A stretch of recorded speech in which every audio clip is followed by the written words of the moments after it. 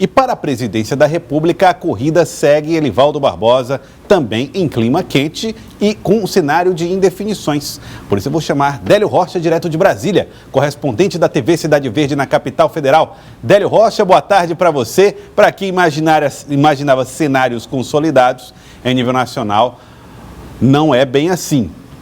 Haddad mostrou um crescimento. Délio, boa tarde.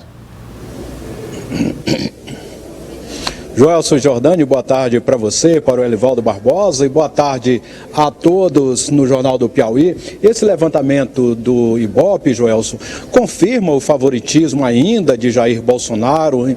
Ele mantém aí na liderança isolada, só que Fernando Haddad do PT vem crescendo muito.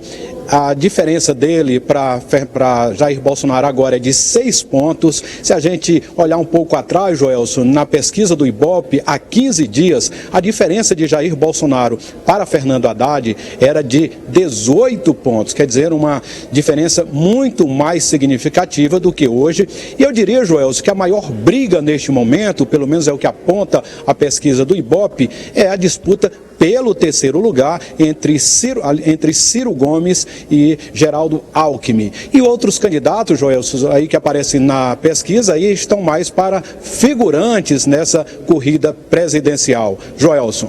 Bom, vamos então aos números da pesquisa do Ibope. A pesquisa do Ibope, pesquisa nacional, feita para levantar aí a intenção de voto do eleitor brasileiro, de olho na corrida presidencial. Vamos olhar os números aqui. A pesquisa do Ibope foi feita sobre o registro BR 06630/2018 e diz o seguinte: Jair Bolsonaro aparece em primeiro lugar com 28% das intenções de voto. Fernando Haddad do PT, 22%. Ciro Gomes do PDT aparece com 11%. Geraldo Alckmin do PSDB tem 8%. Marina Silva da Rede, 5%.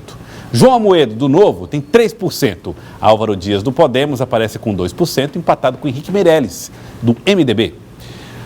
Guilherme Boulos, do PSOL, tem 1%. Os candidatos Cabo Daciolo, do Patriotas, Vera Lúcia, do PSTU, João Goulart Filho, do PPL e Emael, do Democracia Cristã, não pontuaram na pesquisa. Brancos e nulos, 12%, não responderam ou não souberam, 6%.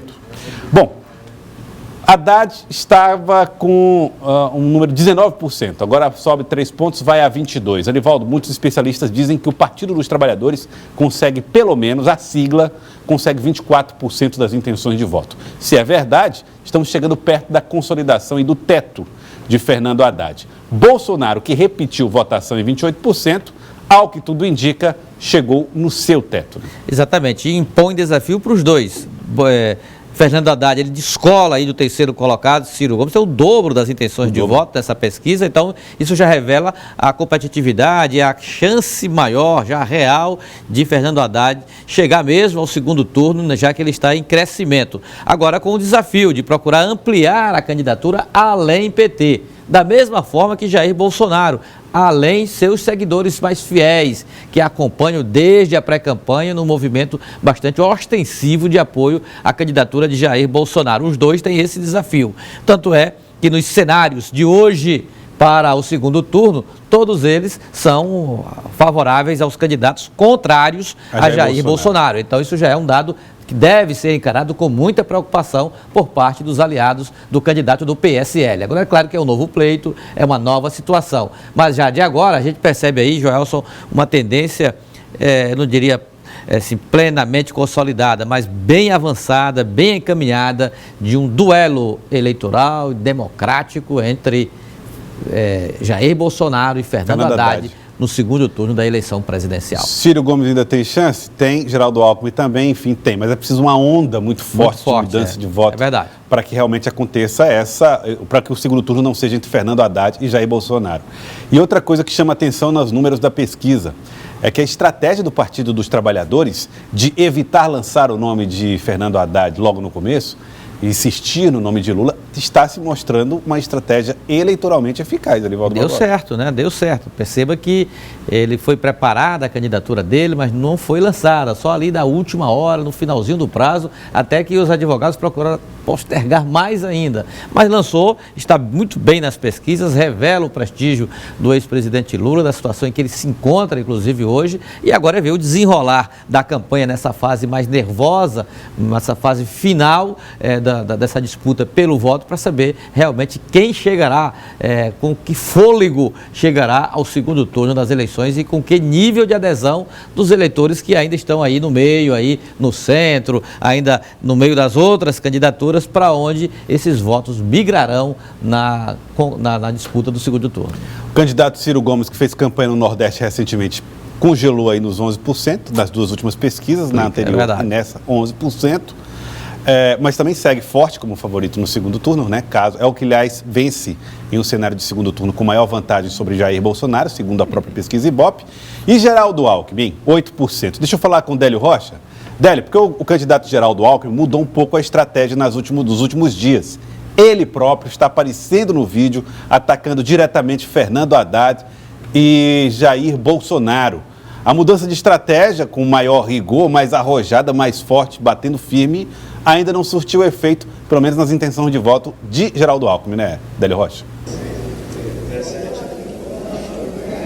Olha, Joelson, não surtiu efeito ainda, mas Geraldo Alckmin está aí mudando, fazendo ajustes nessa campanha sob pressão, porque muitos aliados do Tucano, principalmente daqueles partidos do Centrão, já disseram que essa é a última semana que eles aí estão, alguns já disseram isso em uma reunião na semana passada, que dão até esta semana para Geraldo Alckmin crescer um pouco mais na pesquisa, e caso isso não aconteça, aí será, Joelson, anunciado aí o apoio de forma mais coletiva ao candidato Jair Bolsonaro. E a estratégia de Geraldo Alckmin é realmente bater forte em Jair Bolsonaro, porque Alckmin sabe que no segundo turno não tem lugar para os dois. Ou é Jair Bolsonaro ou é Geraldo Alckmin. Claro que Geraldo Alckmin aí tenta então se vender como o principal candidato antipetista e já dá como certa a presença de Fernando Haddad no segundo turno. Então, Alckmin quer se viabilizar, quer ser o candidato que vai se contrapor ao PT no segundo turno.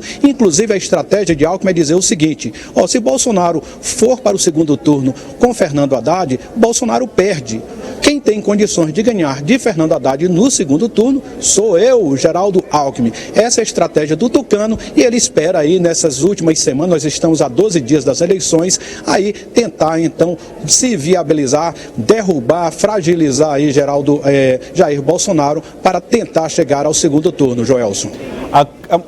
Elivaldo, pois não. E o candidato Geraldo Alckmin tem até motivo para ter essa crença, porque em 2014 mesmo, apenas 4 anos atrás, todos acompanhamos a evolução que teve o então candidato Aécio Neves, quando ele estava muito atrás de Marina Silva, e foi assim, na reta final, ele deu um salto e chegou ao segundo turno e igualou praticamente a disputa decidida ali por poucos votos contra Dilma Rousseff. Agora, o Centrão, aí que o Délio informou bem e enalteceu aí, o Centrão e seus partidos de centro, em relação às lideranças, ninguém pode negar a capacidade de atração que o PT terá também, Joelson. E que esse acordo não passe lá por Curitiba também. O MDB, boa parte dele já é simpática, digamos assim, a alianças com o PT. É no Ceará, em Alagoas, na região Nordeste, enfim. Então o MDB não consegue a unidade. O Progressistas, da mesma forma, o presidente nacional, Ciro Nogueira, é só perguntar para ele qual o caminho que ele segue no eventual segundo turno. Libera o partido, cada um segue o caminho que quiser. Ou seja, no segundo turno a eleição zera e quem tiver mais força para atrair mais aliados, vence o pleito. Marina Silva com 6%, Délio Rocha foi aquela que mais perdeu o voto, talvez tenha sido a que mais quebrou expectativa negativamente, no caso, Marina Silva, ou Délio? Joelson, se a gente pegar todas as pesquisas de intenção de voto, todos os institutos, eles acertam, há um consenso em relação a Marina Silva, todos mostram que Marina Silva vem numa tendência de queda, ladeira abaixo. Ela já chegou a ter 17% em alguns institutos de pesquisa, Joelson, e nessa pesquisa agora do Ibope, ela caiu mais um ponto, aparece com 5% e já aparece ali quase naquele grupo, né, de coadjuvantes, daqueles candidatos que aparecem na campanha, mas como figurantes, que ficam ali em 3, 2, 1%, e Marina Silva está em 5%, mas para quem já teve 17%, Joelson, a queda é muito grande, ela perde muita força, inclusive no eleitorado feminino, onde ela tinha uma parcela considerável no início da campanha. Marina é quem tinha mais eleitores nesse segmento e agora ela é só uma vaga lembrança, Joelson. Queria agradecê-lo, Délio. Muito obrigado pela participação conosco aqui. Muito obrigado, Délio Rocha, pela participação aqui no Jornal do Piauí. Elivaldo continua conosco.